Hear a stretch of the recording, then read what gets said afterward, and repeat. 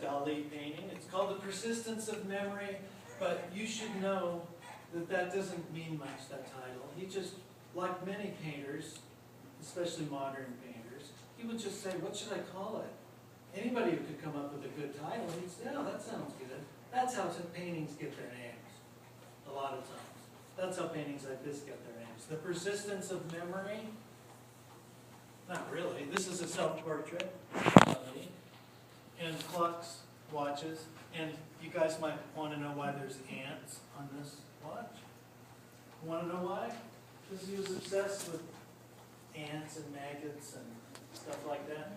I can remember the first time I ever flipped over a fish down by the river when you're a little kid, you know, and it's all covered with maggots and they're all, you know, it's like so gross, you can't believe it. You just reel and maybe have nightmares that night. He obsessed over stuff like that. And many of his paintings have things like that in there, and that's the only reason. So there's no great meaning to be derived from that. It's just a fact of life, isn't it? That ants can kind of, like, you can wake up in the morning and go into the kitchen, you want a cup of coffee, you look down, there's millions of ants squirming around in your sink, right? It's gross. You have an emotional reaction. With modern art, that became a valid topic of art. That's not true in Baroque art and Renaissance art. That things like that can be valid topics of art, of serious art. But with modern art, they did. The subconscious feelings that people have for all kinds of different reasons become valid topics for paintings, drawings, sculptures, poetry, movies, etc. This painting is another didactic painting. It's an example of neoclassicism. It's a French painting painted by David, and it's about this horrible person in French history named Marat. He signed a lot of death warrants. He sent a lot of people to the guillotine. People who didn't have the proper amount of revolutionary fervor. So let's say there was a revolution in this country right now. You know, let's say the Occupy movement spread so big that people were out in the streets. Like when I was in school your age, you'd hear the protesters out there right now. Maybe tear gas too. People with guns. Very tense. What if that grew and grew and grew into a revolution? And there was violence. And the succeeded. Well, who's going to lead them? It's a very tenuous situation. Creates a problem.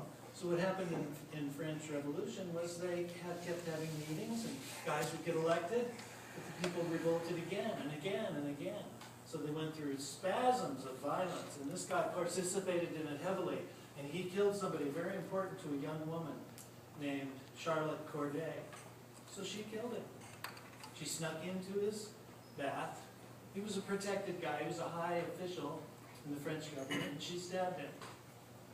Then, since they were still in power, they got their old propagandist, David, Jacques-Louis David, to paint this picture. This is a propaganda painting of a guy they want you to think of as a hero, but who actually sent hundreds of thousands of people to their death.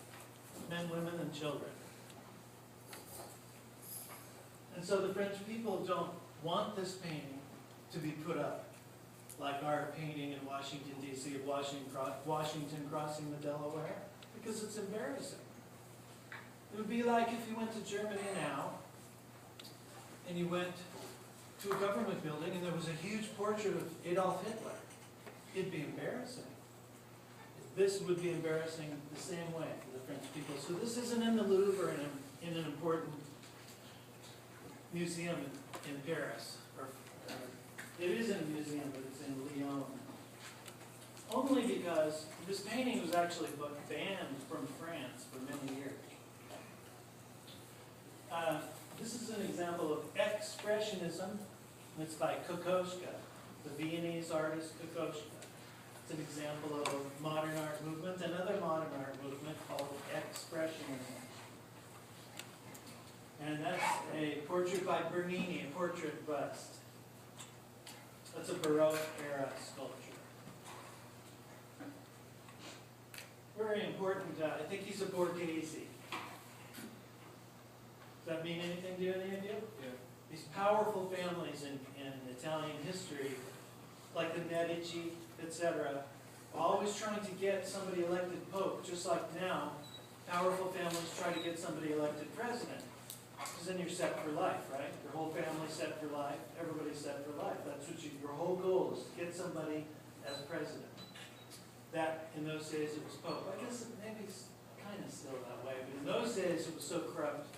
So that's a portrait of a guy, very high in the order, the religious order in Rome. And this is by El Greco. By the way, the correct answer here will be El Greco. The last one, the correct answer will be Bernini. But you guys are going to see a film about Bernini, so this will all be more familiar. This is called the Burial of Count Orgaz. That's the Count right there. He was a Greek painter from, not from the mainland of Greece, like from Cyprus or somewhere like that, but he made his entire career in Toledo, Spain, just outside Madrid. His whole career. Very, very famous painter. Very revered in Spain. El Greco. So it's kind of an unusual name. Some artists in art history are known by their nicknames. Some by their first names, some by their nicknames. Now this isn't a nickname he would choose. The Greek. El Greco, the Greek. Hey, there's the Greek. Hi, I'm the Greek. I don't think it went that way. He has a beautiful, complicated Greek name. You'll find it in our book. But he's known in our history as El Greco. As you know, that means the Greek. Rembrandt, his name was Rembrandt van Rijn. He's known as Rembrandt in art history. Vincent van Gogh signs his paintings Vincent, because he was copying his great hero, Rembrandt, who signed his paintings Rembrandt. They were both Dutch. This is Caravaggio. You guys are going to see a really good film about his life. One of the most mysterious characters in art history, Michelangelo Caravaggio. Called the card sharps. An example of a similar thing to if you were in New York City. I don't know if any of you have ever been there, but there are places in New York City where there's guys that set up little card tables with walnut shells, you know. There's a pea under the walnut shell, and they're trying to get your 20 bucks. And if you give them 20 bucks, they'll move these around, and you're supposed to guess where the pea is. You're never going to get your 20 bucks back, right? Same thing. This is really old. That's what's going on there. This guy's getting cheated at cards. And that's the Sagrada Familia by Antoni Gaudi. That's in Barcelona, Spain. And it's still not completed. It's been under construction for about 150 years. This is Aztec. So this would be our first example of non-Western art. Now, of course, it's New World, but it's still considered non-Western art because it's not part of the canon that I told you about, based on the classical traditions. So they're not all from the East or the Middle East or Africa or the islands. Sometimes they're pre-Columbian art that comes into these textbooks. So this is Aztec. And this is a sculpture by Jeff Koons, an American.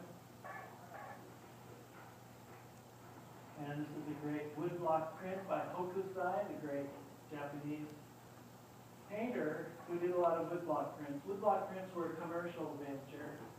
These were printed in the thousands, like baseball cards. Very, very popular.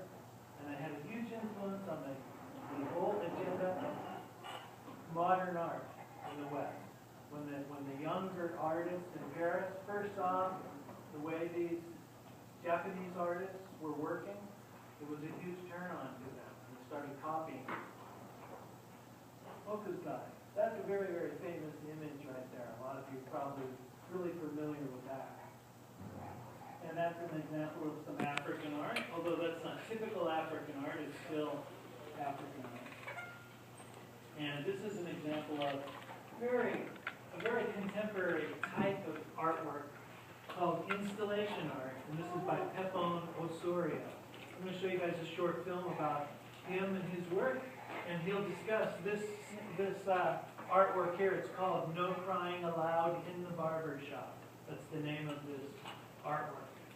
And so So the correct answer here when this pops up, if this is on your slide review, will just be Osorio. That's his last name. And this is by Christo and Jean-Claude. Christo and Jean-Claude are the artists who did the gates in New York City recently, within the last 5 years. I think she's recently died. And we'll be able to talk about these artists and what it is they do or did. They won't be doing anything anymore. But we'll continue, I guess, for a while. That's down at the Grapevine. Grapevine. Does that ring a bell? And this is by Cezanne, Paul Cezanne, French artist, Post-Impressionist. This is by Jean-Michel Basquiat, an American neo-expressionist. And this is another Guggenheim museum, so it'll have 3 answers as well. This is the Guggenheim, New York City, NYC, / Wright. Frank Lloyd Wright, a very famous, world famous American architect, Frank Lloyd Wright, designed this very unusual building. You can't visit when you're in New York City. You're walking on this side of the street, looking across there. Over here is Central Park, right over a wall. Huge, beautiful Central Park. And there it is, the Guggenheim Museum. It's a fun place to visit. Not the greatest place to see art because the walls are curved. But Frank Lloyd Wright liked that. He thought that the building was the work of art. He resented the fact that they were going to put paintings and sculptures in there. This is by Jackson Pollock, an American painter. That's an example of abstract expressionism. He was from Cody, Wyoming. Made a big name for himself. World famous artist. Abstract expressionism. Okay, this Benitez painting has 3 very important icons. The flower, the skull, and the hourglass. So, what does the skull represent to most people? Yeah, but it's not only that. Of course it represents death, because when your skin is gone, worms have eaten it, that's what's left, right? But it's also something else. In these paintings, it performs a function. These paintings are didactic paintings. They're teaching the audience a lesson, and you are supposed to understand it. Each and every one of you has one of these. We just don't like to, when we look in the mirror, we don't see it, right? It's hidden, isn't it? It's hidden under our skin. Therefore, it's a hidden truth. And if there's one hidden truth, there could be others. Most artists believe there are many hidden truths that most people don't like to think about or look at. So sometimes you see paintings that are disturbing. What is this? Hourglass. What does that represent in a painting like that? Time running out, or that it just keeps on going. We're all approaching this state, right? Represented by this. And what about this? Yeah, it's a flower. What is it? Okay, spring, yeah. Life, yeah. Beauty is the key. And you get a flower, it's beautiful. You cut it, usually put it in the water, and then what happens? Yeah, just like us. Because of this. So it's very minimal. It's a very minimal approach. It's almost like a puritanical painting. The Puritans had a huge influence on American art. The minimalist approach. Stripping things down to their bare essence. Getting the message real stripped down and forceful. That was the idea of the Puritans. Puritan furniture, like shaker furniture, like that, very stripped down, very minimal. There's the Parthenon. Very, very famous. The most iconographic building in all of Western culture. The Parthenon. Think of how many buildings in France, and Germany, and England, and America, Washington, D.C., downtown Sacramento, are based on this design. That's how influential it was. Raps to the Medusa by Jericho, French artist. It's a huge painting in the Louvre. I mean, about 30 feet wide, much bigger than the